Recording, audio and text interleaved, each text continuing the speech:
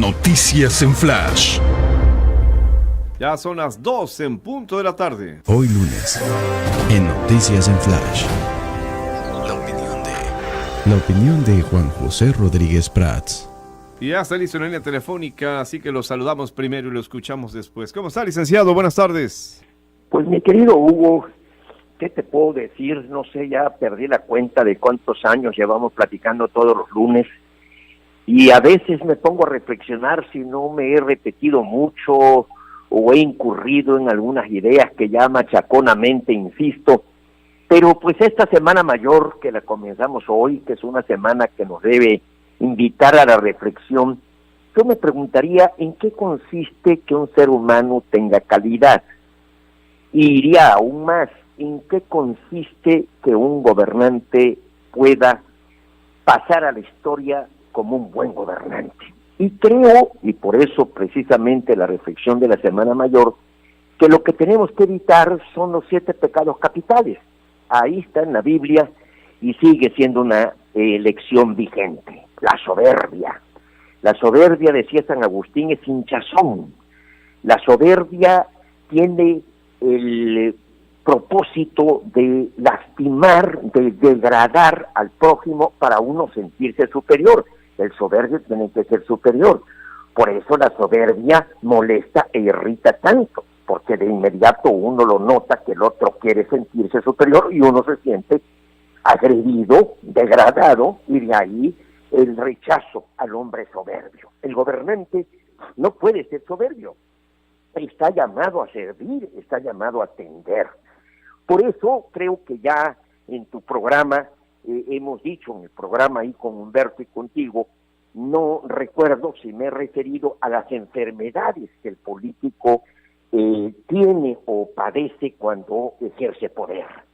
El autoengañarse, el exigir que se le adule, el poner un muro humano para que no le llegue la verdad, generar una enorme capacidad para el autoengaño. Qué difícil es que el gobernante ejerza la autocrítica, y la autocrítica es necesario para superarse todos los días, o llegar a un cargo y de inmediato empezar a pensar en el siguiente cargo en lugar de sacarle el mayor jugo, el mejor provecho al cargo que se ocupa. Entonces yo siento que si vemos a los gobernantes en Tabasco, vamos a percibir que los que han tenido mejor imagen, pues es precisamente los que con sencillez, los que con humildad atienden y sobre todo recapacitan y corrigen errores. La envidia, parece mentira, pero la envidia es una de las pasiones que mueven mucho al ser humano. Dicen que las 2 fuerzas que más mueven al ser humano es el miedo y la esperanza. Mira qué contraste, el miedo, porque cuando tenemos miedo evidentemente altera nuestro organismo, inclusive nos tornamos torpes para actuar. Y la envidia es una de las grandes fuerzas que también ha movido a los hombres del poder. Y desde luego la pereza, el no atender, el no trabajar, el no dedicar con toda voluntad a servir. La ira, el hombre con ira pues pierde totalmente la dimensión de su deber y se desborda. La avaricia, cuando simplemente se ocupa el poder para acumular riqueza. Desde luego la lujuria y la gula, que también son pecados capitales. Pero me parece que nos complicamos demasiado de cuando estamos en el poder, el estar preguntando, haciendo consultas, haciendo planes, haciendo programas. Creo que lo elemental es evitar los pecados capitales. Es ejercer las virtudes teologales, esperanza y caridad. Las virtudes también de que hablaban los griegos, las virtudes de la prudencia, la fortaleza, la templanza, la justicia. O sea, no tenemos mucho para dónde hacernos, por eso sí siento que la política es un ejercicio de virtudes, que la política es un ejercicio de altruismo, nos tiene que preocupar el prójimo. Todos en nuestro interior tenemos una lucha entre egoísmo y altruismo, y si gana uno de los dos extremos, pues uno se torna un ser conflictivo, un ser tremendamente egoísta, ególatra, que solamente nos preocupamos por nosotros mismos, o en el otro extremo, también sin ninguna preocupación por nosotros mismos nos volcamos hacia los demás, y eso también es malo, tiene que haber un equilibrio. Entonces sí quise Hugo, no sé si ya alguna de estas ideas las he venido manejando en el programa, pero sí quise diciendo, bueno, pues es Semana Santa, pues saquémonos un poco de nuestro mundillo que a veces nos está atrapando, nos está encajonando, se levanta uno todos los días y son información de las cosas que van mal, de las cosas que se están descomponiendo, y yo creo que dar una cierta esperanza en el ejercicio elemental de las virtudes, pues es lo que al final de cuentas nos va a hacer mejores seres humanos. Las virtudes nunca sobran, siempre son necesarias, y sobre todo en el hombre que ejerce poder, en el hombre que está en los cargos públicos, está obligado a ser un ejemplo. Decían los romanos que la peor corrupción es la de los mejores. Aquí tal parece que hay una contradicción. No, es de los que esperamos más y los que al final de cuentas dan menos. O sea, es de las personas que tienen responsabilidades públicas. Esa es la peor corrupción, porque son de los que han sembrado esperanzas y los que al final de cuentas frustran a los pueblos o los llevan a un grado de desesperación y de fracaso. Yo creo, lo decía José Vasconcelos, tremenda responsabilidad haber despertado en vano a la esperanza. Y esto sucede cuando no tenemos el cuidado de cumplir la promesa de tener pudor. El pudor es fundamental en el ejercicio del poder, tener pudor, tener preocupación por lo que los demás piensan. Creo que en los momentos que vive Tabasco, y ojalá tengamos siempre en cuenta este ejercicio elemental de virtudes. Nunca sobran las virtudes, y no hay peor cosa que un hombre con poder que se olvide de una dosis de bondad. El poder requiere una dosis de bondad. Lo vemos en los grandes líderes que ha habido en la humanidad, una dosis de bondad y el servir a un ideal que uno se fija, un ideal que tiene que ser bello y que tiene que ser bueno, no el ideal de pervertir o de creer que una raza puede dominar el mundo o que una ideología puede ser la que prevalezca por sobre la responsabilidad y la libertad de los ciudadanos. Entonces, yo creo que esta reflexión elemental, esencial, diría yo, y como consecuencia del inicio de la Semana Mayor, me parecía que era algo necesario, y escaparnos un poco de la realidad que a veces nos encajona y nos restringe, nos constriñe y nos lleva al estrés. Hay que meditar en cosas buenas y concebir la esperanza. Pues licenciado, algunos de los conceptos, déjeme decirlo porque me lo preguntó varias veces, ya los había usted hecho, pero también coincido, es oportuno, no solo por la época, sino que igual los actores no siempre son los mismos, así que si no lo han escuchado, hoy lo pueden reflexionar. Eso es por un lado, ¿no? Por el otro, ahora le cuestiono algo que no sé si ya escuchó que se está tejiendo por acá. No es un hecho, es una mera posibilidad planteada, diferente a lo que a nivel país se está tratando. El presidente Obrador ha dicho no al regreso de la tenencia, le han insistido y él ha sido también insistente en rechazarlo, pero acá en Tabasco dicen se va a estudiar que regrese para los vehículos o los propietarios de vehículos estos de lujo, ¿no? Estamos hablando de una tenencia parcial, de una tenencia con características bien definidas, creo yo. ¿Es un mecanismo suficiente? ¿Cree que le ayude?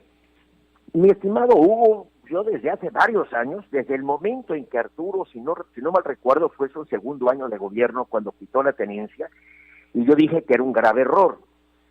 Yo creo que el gobernante está obligado a tomar decisiones impopulares, y desde luego cobrar un impuesto es impopular. Yo no digo que solamente, no coincido en que solamente los que tengan carro de lujo. No, la obligación de contribuir debe de ser de todos de acuerdo a su nivel de ingresos.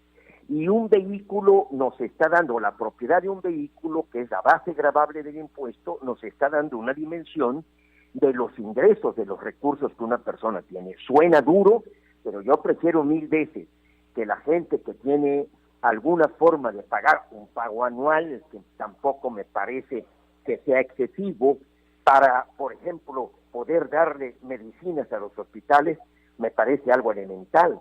Yo lo dije en el gobierno de Arturo, quitar un impuesto y buscar un aplauso en el segundo informe de gobierno, pero terminar sin medicinas en los hospitales, pues me parece que es tener una tabla de valores totalmente confundida.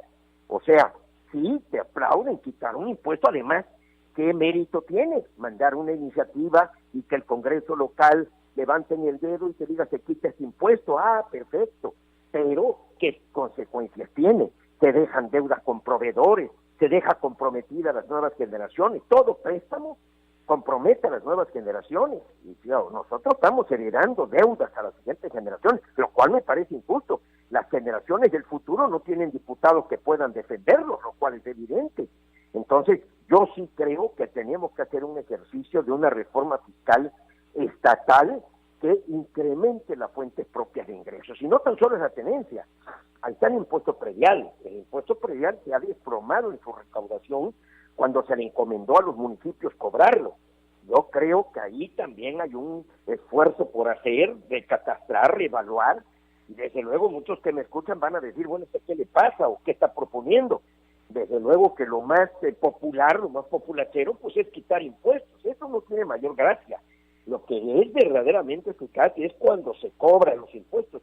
Yo tuve la experiencia cuando el licenciado Trujillo tomó posesión en los 70, yo era director de ingresos en el 71, 1 de enero del 71 que tomó posesión, de hacer una reforma fiscal. Era cuando el Estado vivía de lo que recaudaba, había que negociar con los ganaderos, con los cacauteros, predial, los impuestos mercantiles, etcétera, etcétera. Y después empezó a llegar el cheque de la Federación. ¿Qué sucedió? Que adormeció la potestad tributaria de los estados, no tan solo Tabasco. Y ahora tenemos serios problemas para poder responder. Ahí están los fondos del ICET, por ejemplo, que no existen, de todos los que van a ser jubilados. Yo ya estoy prácticamente ya de pasar de activo a pasivo, de ser un ser beneficiado por una serie de prestaciones que pagarán los que trabajan y los que están incorporándose al mercado de trabajo. Ahí también me parece que es injusto. Yo creo que tenemos que revisar todos esos renglones, y creo que Tabasco está en la oportunidad de hacerlo y en la necesidad de hacerlo, porque sí se requiere que tengan más recursos y que desde luego vaya acompañado con una política de rendición de cuentas y de demostración que se gastan bien los centavos, para que también los contribuyentes paguemos lo que nos corresponde con aceptación, de ver que se están haciendo buen uso de los recursos públicos. Ahorita que mencionaba esto de que se cayó la recaudación del impuesto predial desde que pasó a manos de los municipios, ¿qué sería lo ideal para usted? ¿Que estuviera en manos de qué? ¿Del Poder Ejecutivo estatal? Mira, yo creo que sí. Yo creo que esa reforma que se hizo en el 82-83 fue una reforma constitucional del presidente Miguel de la Madrid. Y la reforma era para fortalecer las finanzas municipales. Si no mal recuerdo, el país recaudaba por impuesto predial, cuando lo manejaban los estados, algo así como 2.5% del Producto Interno Bruto. Actualmente anda en el punto 2, o sea, se desplomó. Y esto se explica porque los presidentes municipales en pueblos pequeños sienten que incrementar un impuesto o cobrar con todo rigor este impuesto le ocasiona, pues evidentemente, una confrontación con los ciudadanos. El Estado tendría más autoridad para poder cobrarlos. Yo creo que sí sería conveniente, y además aplicar una política uniforme en todo el Estado. Esto pudiera sonar como antimunicipalista, pero definitivamente los municipios se han demostrado que no fueron capaces de sostener una buena recaudación, evaluar oportunamente los predios. El impuesto predial rural está por el suelo, y yo creo que un Estado que no tiene recursos pues no puede cumplir con sus obligaciones. Esto es algo fundamental, es algo elemental. Por lo tanto, yo sí me atrevería a sugerir una reforma fiscal estatal, y que pase, desde luego aquí tendría que verse a través de convenios tal vez con los municipios, para no violar el artículo 115 que señala el impuesto predial como impuesto municipal. Pues licenciado Rodríguez Prats, le agradezco como siempre los comentarios, le envío un saludo y Dios mediante hasta la próxima semana. Muchísimas gracias, Hugo. Pásala bien. Igualmente. Vámonos a la pausa. Ya son las 2:15, 2:15. Me sentía mal. Estaba enfermita. Mis papitos